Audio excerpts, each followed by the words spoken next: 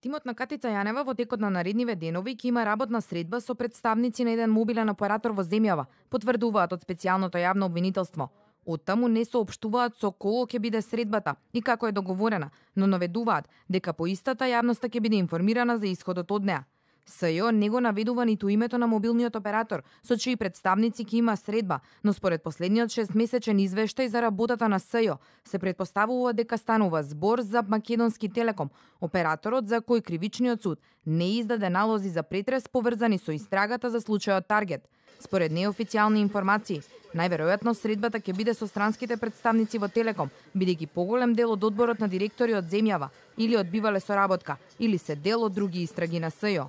Несоработката со Македонски Телеком, СЈО ја потенцираше во последниот 6-месечен извештај, каде што беше наведено дека и покрај обидите, судот не одобрил ниту еден налог за претрес.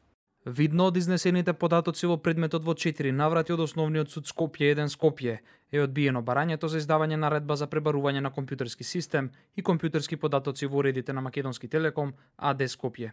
Испративме прашање и до засегнатиот оператор со цел да ги потврдиме информациите, но оттаму ни одговорија дека станува збор за посензитивна тема и дека одговор на прашањата ќе добиеме во текот на утрешниот ден. Истрагата за предметот, кој, со какви средства и со какви мотиви прислушувал, таргетира 10 лица, поранешни и сегашни вработени во Управата за безбедност и контраразузнавање на различни работни позиции, од највисоките структури до пониските ешалони, за кои постои основано сомнение дека како соизвршители сториле кривично дело, злоупотреба на службената положба и овластување. Најмалку 5827 телефонски броеви биле следени во периодот од 2008 до 2015 година без судска наредба. Таргет биле политичари, новинари, бизнисмени.